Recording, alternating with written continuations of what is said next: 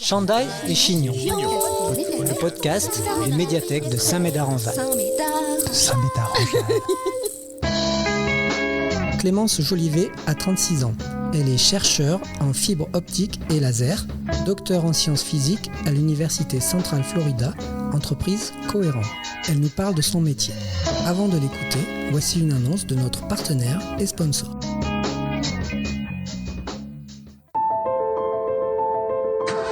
Nikola présente son tout nouveau modèle de voiture, toujours aussi révolutionnaire, la Nikola Planet, avec ses batteries que l'on ne sait toujours pas recycler et ses énormes...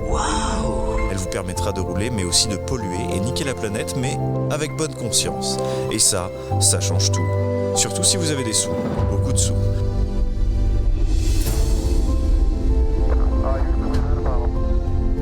T'as tout niqué.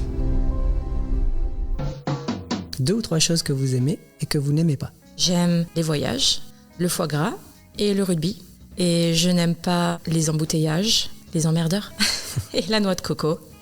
Vous êtes chercheur en fibre optique et laser. De quoi s'agit-il ? La fibre optique, ça va être un outil pour transmettre la lumière. Et quand elle est utilisée dans un système avec des miroirs, ça crée de l'amplification, donc ça crée de la lumière plus puissante. Et donc du coup maintenant on a un système qui crée de la lumière puissante combinée dans une fibre optique. Donc ça nous permet d'amener d'un point A à un point B sans avoir rien à faire. C'est-à-dire d'amener de la lumière d'un point A à un point B ? Tout à fait. Et à quoi ça sert ? À quoi ça sert ? Mais les lasers, après, ça va être utilisé dans tout un tas d'applications ou de marchés. Ça peut être, par exemple, pour faire des procédures médicales où il n'y a pas besoin de faire des ouvertures. Donc, ça peut faire des procédures médicales à travers la peau pour atteindre des tissus qui sont à l'intérieur du corps sans avoir à faire des ouvertures ou des incisions. Il y a d'autres aspects de la fibre optique qui permettent de faire des... c'est plus des applications laser que je suis en train de vous dire. Donc, je ne sais pas si ça répond vraiment à la question. C'est comme vous voulez. D'autres applications qui vont... Cette lumière puissante, elle va être amenée sur des très très longues distances. Par exemple, sous l'Atlantique, il y a des câbles de fibre optique qui permettent d'amener l'Internet d'un continent à un autre. Par exemple, l'ophtalmo, c'est une des applications ? Voilà. Alors, la lumière laser qui va être utilisée pour faire des opérations sur les yeux, pour les gens qui veulent plus avoir de lunettes ou de lentilles, ils vont aller chez le docteur, ils vont avoir une procédure avec un laser. Le laser qui est utilisé est basé sur de la fibre optique. Et l'avantage d'une fibre optique comparé à un laser qui n'utilise pas de la fibre optique, c'est que le laser peut être beaucoup plus petit, parce qu'une fibre optique, c'est à peu près de la taille de votre cheveu. Et pour régler les lunettes, c'est ça, hein ? Voilà, exactement. Ils vont utiliser de la lumière pour manipuler les pigments à l'intérieur des yeux. Et du coup, ça permet de réaligner un petit peu la structure de l'œil, permet d'enlever les lunettes. Pourquoi avez-vous choisi ce métier ? Au début, honnêtement, un peu par hasard, parce que des opportunités qui se sont créées, et puis ça s'est transformé en un désir juste d'en savoir plus. C'est passionnant et c'est quelque chose qui est assez nouveau. Les applications, les domaines dans lesquels c'est utilisé sont très variés et juste comprendre comment ça marche est passionnant tout simplement. Donc ce savoir et puis l'appliquer dans des domaines qui sont utilisés par tous les citoyens. Quelles sont les formations et les diplômes qui mènent à ce métier ? En général, ça va être des diplômes qui sont centrés sur l'optique, des études où on comprend les systèmes optiques, les phénomènes optiques, c'est la base. Et puis après, ça peut être des licences, des masters ou même des thèses qui amènent à travailler dans le domaine des fibres optiques et des lasers. Et donc si j'ai 18 ou 19 ans aujourd'hui que je passe mon bac, quelle licence je dois choisir ? Alors il va falloir que vous choisissiez une licence plutôt orientée physique. Donc tout ce qui va être phénomène physique, ça peut être physique et chimie. Moi ce que j'ai fait, ça a été une licence de physique et chimie, suivie par un master physique spécialité laser. Et après j'ai embrayé sur une thèse qui était vraiment centrée sur les lasers. Donc ça a été spécialisé et ça part de la physique. Et vous avez suivi vos études en France et aux États-Unis, pourquoi ? Tout à fait. J'ai passé mon bac au Taillan-Médoc et ensuite j'ai joint l'université de Bordeaux 1, donc l'université de sciences de Bordeaux 1, avec une licence physique-chimie.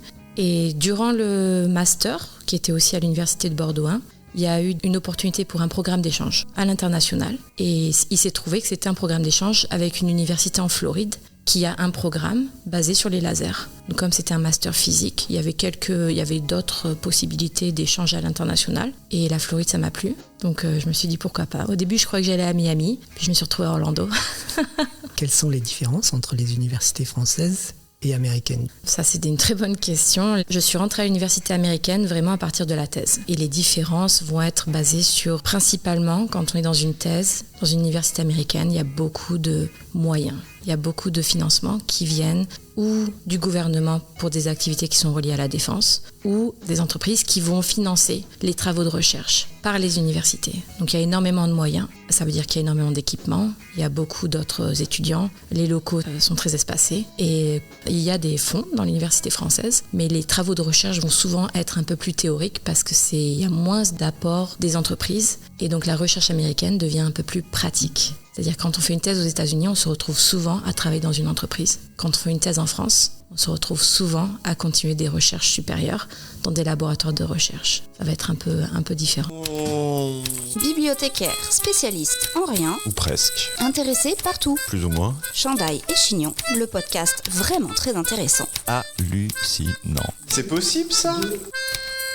Pourquoi avoir choisi les États-Unis pour exercer et non la France? Alors, il y a beaucoup de facteurs qui rentrent dans cette décision. Je n'exclus pas de revenir en France pour revenir travailler dans le monde de l'entreprise. Personnellement, je suis relativement passionnée par ce que je fais dans le contexte industriel. On est vraiment très proche des applications et de la façon dont les fibres optiques sont déployées. Et pour l'instant, les entreprises américaines, l'entreprise dans laquelle je travaille, se situe très bien, a des bonnes performances. Donc c'est plus une évolution normale de l'université américaine. J'ai fait ma thèse aux États-Unis, j'ai eu un emploi aux États-Unis et pour l'instant ça se passe bien.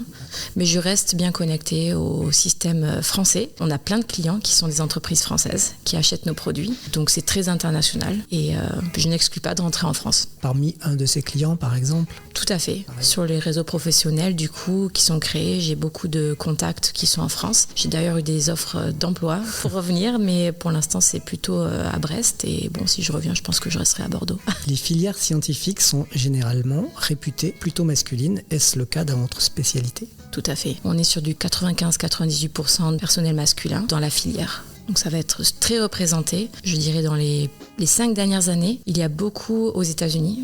Et je crois aussi en France, il y a un mouvement pour vraiment commencer à démystifier les matières physiques par rapport au fait que c'est pas forcément que des hommes qui sont intéressés dans la physique. Il y a beaucoup de femmes, il y a beaucoup de jeunes femmes qui sont intéressées et souvent il y a la peur un petit peu de l'inconnu parce que justement il y a beaucoup d'hommes et donc on essaie de démystifier ça à travers des assos, à travers des opportunités de partager justement ce qu'on fait. En termes de femmes qui travaillent dans la physique, c'est quelque chose qui me tient à cœur. On commence vraiment à voir dans les nouvelles générations beaucoup plus de femmes qui entrent dans ces domaines. Donc ça veut dire logiquement que quand vous avez fait vos études, c'était également beaucoup d'hommes. Tout à fait. Quelles sont les principales applications concrètes, on en a parlé un petit peu au début, mais de ces recherches scientifiques dans le quotidien ou dans l'industrie? Dans l'industrie, vous allez retrouver donc les systèmes laser basés sur les fibres optiques.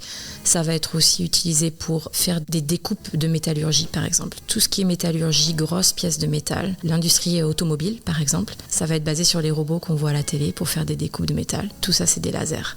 Donc il y a un laser qui est quelque part dans le robot, il y a une fibre optique qui amène le laser pour faire des découpes de métaux, par exemple. Métaux, matériaux, beaucoup de découpes. Les implications médicales dont on a parlé, l'ophtalmologie, les calculs rénaux, par exemple. Pour enlever les calculs rénaux, maintenant, ils utilisent des lasers basés sur des fibres. Ce qui est très en vogue en ce moment, ça va être les voitures autonomes, n'ont plus besoin de conducteurs. Ils ont tout un tas de détecteurs, il y a des caméras, mais il y a aussi des lasers. Donc tout ce qui est ce qu'on appelle les LiDAR, L-I-D-A-R, qui sont basés sur des lasers à fibres. Ils sont intégrés maintenant dans les voitures pour aider à avoir la voiture qui conduit sans conducteur. Et j'imagine que l'industrie militaire s'intéresse aussi à ça. Tout à fait. Tout ce qui va être contre-armement, par exemple. Donc la défense pour la protection. Va utiliser des lasers de très haute puissance pour justement contrer des attaques et dévier ou casser les engins qui pourraient venir pour attaquer des pays. Et selon vous, est-ce qu'il sera possible un jour de trouver ou de pouvoir acheter de véritables sabres laser de type Star Wars? Tout à fait. C'est un mythe qui est très populaire dans le métier. D'ailleurs, ce genre de sabre existe en termes de jouets. On ne peut pas couper des gens avec les sabres. Mais oui, je crois même qu'il y a des travaux de recherche qui sont en train d'essayer de réellement reproduire Réellement reproduire, oui, exactement, le sabre laser. Donc ce sera vraiment possible? Je crois que rien n'est impossible. Dans pas longtemps. Voilà, tout à fait. Mais écoutez, ce sera ma dernière question. Merci beaucoup. Enchantée, merci. Semez vos envies et cultivez votre curiosité en attendant le prochain podcast des médiathèques de Saint-Médard-en-Jalles. Abonne-toi. Chandail et Chignon. Chandail et Chignon. C'était pas très intéressant.